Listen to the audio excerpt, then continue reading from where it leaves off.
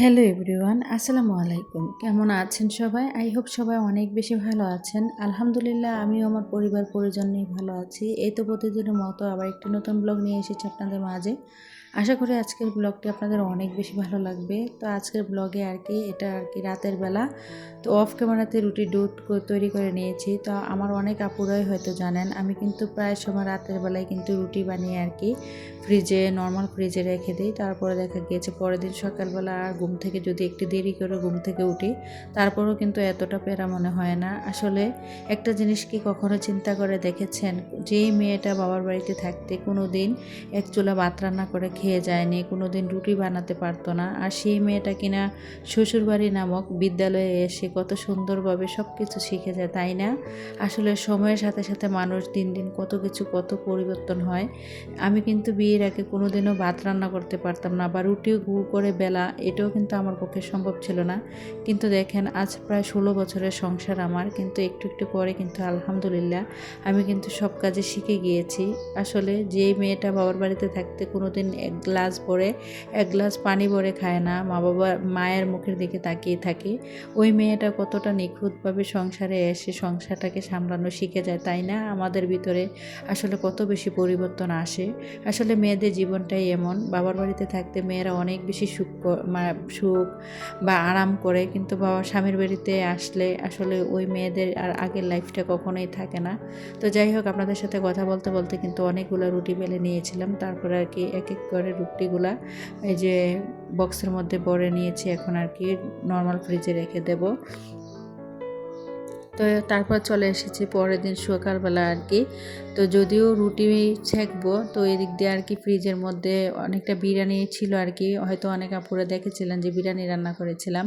তো আমার ছেলে বলছিল যে আম্মু বিরিয়ানি গরম করে দেন, বিরিয়ানি খাবো। তো যেহেতু বিরিয়ানি অনেকটা রয়ে গিয়েছে, যার কারণে ছেলেকে এখানে বিরিয়ানি গরম করে দেবো, আর আমি কিন্তু রুটি খাবো। আর আমার কাছে রুটিটাই বেশি ভালো লাগে সকালবেলা ঘুম থেকে উঠে।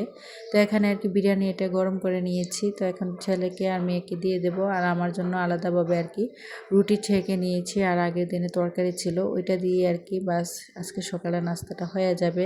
তো ভিডিওর এই পর্যায়ে এসে যে সকল প্রিয় মিষ্টি আপুরা প্রতিনিয়ত আমার ভিডিওতে লাইক করে, কমেন্ট করে, মিষ্টি করে, তো সেই সকল আপুদের জন্য রইল আমার অন্তরস্থল থেকে অনেক অনেক দোয়া আর ভালোবাসা।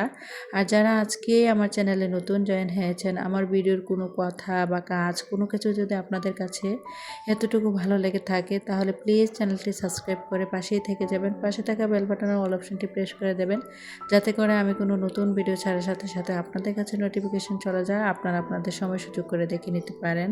তো যাই হোক, চলে আসি ভিডিও টাইটেল আর থাম্বনেল দেখে হয়তো বুঝতে পেরেছেন, স্বামীর অল্প ইনকামে সংসার চালিয়ে 5,000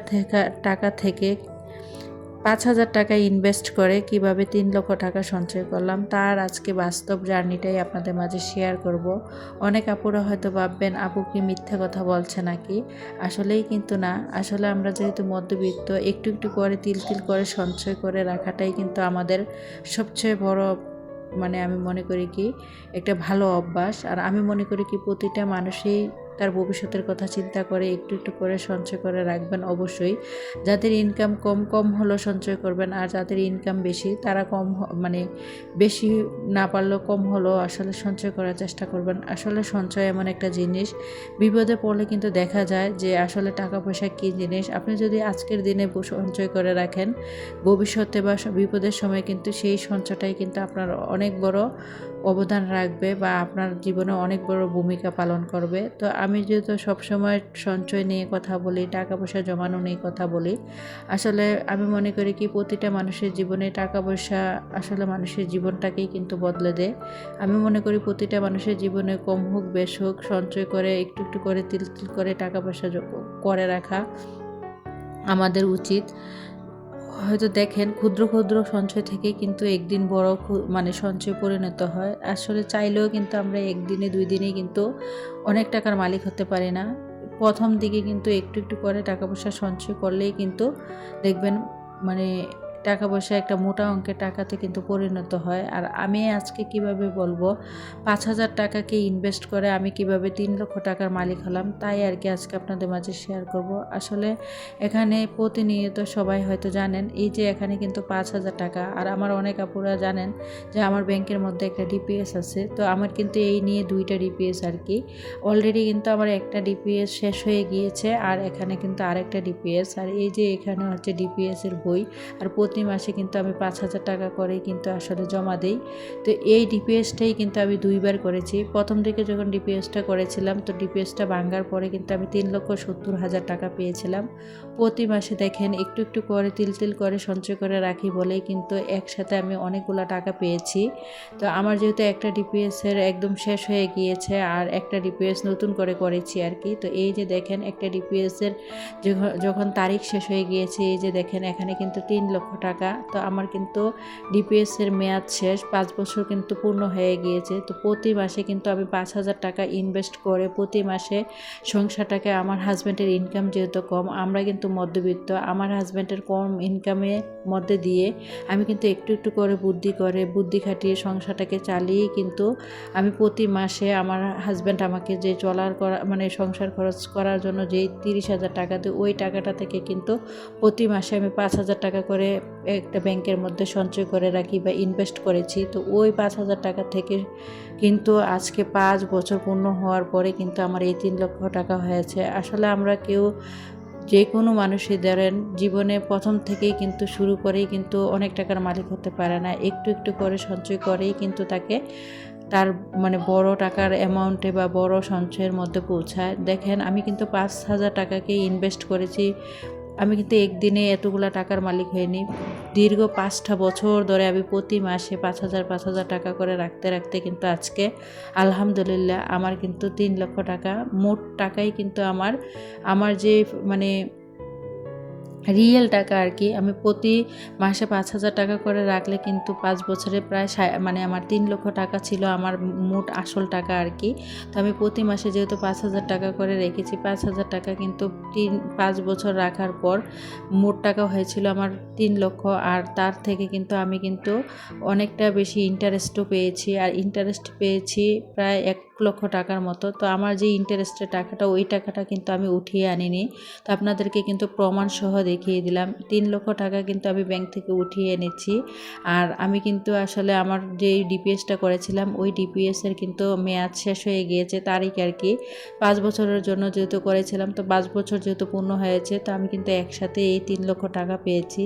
তা আসলে বলেন একটু যদি আমরা হিসেব করে চলি, একটু বুদ্ধি খাটিয়ে যদি সংসারটাকে চালাই, আমাদের হাজব্যান্ডের ইনকাম যেহেতু কম আর আমরা যেহেতু মধ্যবিত্ত, তাহলে কিন্তু দেখেন প্রতি মাসে অল্প অল্প করে টাকা সঞ্চয় করে একটা সময় দেখবেন আপনার অনেক বেশি টাকাতে পরিণত হবে। আজকে দেখেন আমি কিন্তু 5 বছর যাবৎ আজকে প্রতি মাসে 5,000 টাকা করে রাখার কারণে কিন্তু আজকে আমার এই মোটা অঙ্কের টাকাটা কিন্তু আমার সঞ্চয় হিসেবে এসেছে। তো আপনারাও যদি মানে পারেন, যারা মধ্যবিত্ত আছেন, একসাথে যদি 5,000 টাকা করে রাখতে না পারেন, 1,000, 2,000, 50 টাকা, 100 টাকা সঞ্চয় তো সঞ্চয়, তাই না? যদি পারেন মানে কম টাকা থেকে শুরু করে যার যতটুকু ইনকাম, তার ইনকাম অনুযায়ী সে সবসময় চেষ্টা করবেন আর কি সঞ্চয় করার জন্য। তো আমার হাজব্যান্ডের যেহেতু একটু ইনকাম মোটামুটি আর কি একটু ভালো ছিল, তো যার কারণে আর কি প্রতি মাসেই কিন্তু আমি 5,000 টাকা করে ডিপিএসের টাকা জমা দিয়েছি, আর ইনশাল্লাহ এখনও কিন্তু দিচ্ছি। তো আমার একটা ডিপিএসের যেহেতু মেয়াদ শেষ হয়ে গিয়েছে, তো আলহামদুলিল্লাহ আমি কিন্তু একসাথে 3,00,000 টাকা পেয়ে গিয়েছি। তা আপনারা চাইলে এইভাবে বুদ্ধি করে কিন্তু প্রতি মাসে যে পারেন 1,000 টাকা করে হলেও কিন্তু সঞ্চয় করবেন। দেখেন 1,000 টাকা করে যদি আমরা প্রতি মাসে সঞ্চয় করি, 1,000 টাকা থেকে কিন্তু 12 মাসে 12,000 টাকা হয়ে যায়। এইভাবে করেই কিন্তু বড় টাকা বা বড় অঙ্কের টাকাতে রূপান্তরিত হয়। তো যাই হোক, আপনাদের সাথে কথা বলতে বলতে এখানে একটা কথা বলি। আজকে হয়তো দেখতে পেয়েছেন আমি চিংড়ি মাছ দিয়ে লতি রান্না করছি। তো আমি কিন্তু এখানেও একটা বুদ্ধি খাটিয়েছি। যখন লতিটা রান্না করতে গিয়েছিলাম, দেখি যে আমি কিন্তু এখানে হাফ কেজি লতি এনেছিলাম 50 টাকা দিয়ে। তো লতিটা অনেকটাই কম হয়ে গিয়েছে আর কি। তো এত বেশি কম লতি দিয়ে কিন্তু আমরা যেহেতু 4 জন মানুষ, 2 বেলা কিন্তু হবে না। তো যার কারণে আমি এখানে বুদ্ধি খাটিয়ে কিন্তু অনেকটা আলু দিয়ে দিয়েছি। তো 2টা চিকন চিকন করে আলু কেটে দেওয়ার কারণে কিন্তু আমার তরকারিটা অনেকটাই বেশি হয়েছে, যার কারণে কিন্তু লতি তরকারিটা কিন্তু চাইলে আমাদের দুপুর থেকে শুরু করে সন্ধ্যা পর্যন্ত আর কি 4 4 জন মানুষ যদি 2 বেলা খাবার খেতে যায় তাও কিন্তু 8 জন হয়ে যায়।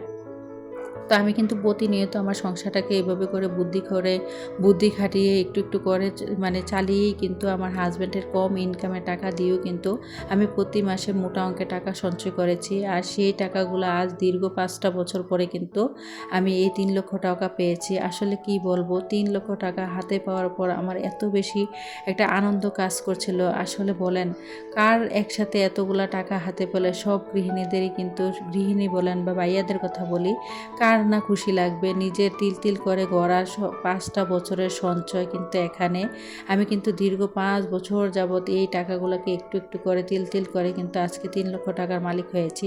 তো আপনারা চাইলে কিন্তু এইভাবে প্রতি মাসে 1000 2000 যে যেমন পারেন অবশ্যই সঞ্চয় করার চেষ্টা করবেন, হোক সেটা মাটির ব্যাংক, হোক সেটা প্লাস্টিকের ব্যাংক। আর যারা পারেন ব্যাংকের মাধ্যমে কিন্তু প্রতি মাসে 1000 টাকা করেও কিন্তু ব্যাংকে ডিপিএস আছে, চাইলে কিন্তু আপনারা ব্যাংকে একটা ডিপিএস করে রাখতে পারেন। আর এইভাবে করে প্রতি মাসে একটু একটু করে তিল তিল করে আপনাদেরও দেখবেন একটা সময় 5 বছর 10 বছর মেয়াদে আছে, যে যেমন পারে, কেউ 15 বছরের মেয়াদও করে। তো যে যেভাবে পারেন সেভাবেই আর কি টাকা পয়সা রাখেন। দেখবেন ক্ষুদ্র ক্ষুদ্র করে টাকা পয়সা রাখার কারণে একটা সময় দেখবেন এই ক্ষুদ্র টাকাগুলোই কিন্তু আপনাদের অনেক বড় একটা অ্যামাউন্টে পরিণত হবে, বিপদের দিনে অনেক বেশি কাজে লাগবে। আসলে স্বার্থের এই দুনিয়াতে টাকা পয়সা ছাড়া আপনারা কিন্তু কারোর কাছে মানে দাম পাবেন না। আপনি যত বড় শিক্ষিত হন না কেন, কোনো লাভ নেই যদি আপনার আসলে টাকা পয়সা না থাকে। আমি মনে করি কি প্রতিটা মানুষের জীবনে কম হোক বেশ হোক টাকা পয়সা থাকা অনেক বেশি জরুরি। টাকা পয়সা না থাকলে প্রিয়জন বলেন, আপন মানুষ বলেন, মা বাবা ভাই বোন আত্মীয় স্বজন কারো কাছেই কিন্তু মূল্য পাওয়া যায় না। তো একটু একটু করে অবশ্যই সবাই টাকা পয়সা সঞ্চয় করার চেষ্টা করবেন। তো আপনাদের সাথে কথা বলতে বলতে কিন্তু আজকে সংসারে অনেক কাজ গুছিয়ে নিয়েছি, দুপুরে রান্নাও করে নিয়েছি। তো আজকে দুপুরের রান্নায় ছিল চিংড়ি মাছ দিয়ে লতি রান্না করেছি, সাথে আলুও দিয়েছি। আর দেখা গিয়েছে একটা পাতলা টাইপের আর কি সজনে ডাঁটা দিয়ে ডাল রান্না করেছি। তো এটা ছিল বিকেলবেলা। তো আমি কিন্তু বাজার থেকে একটা তরমুজ এনেছিলাম, তো তরমুজটা কেটে নিচ্ছি। তো যাই হোক, আমার পরবর্তী ভিডিও দেখার আমন্ত্রণ জানিয়ে আজকের মতো ভিডিওটা এখানেই শেষ করলাম। সবাই ভালো থাকবেন। খুদা হাফেজ। আসসালামু আলাইকুম।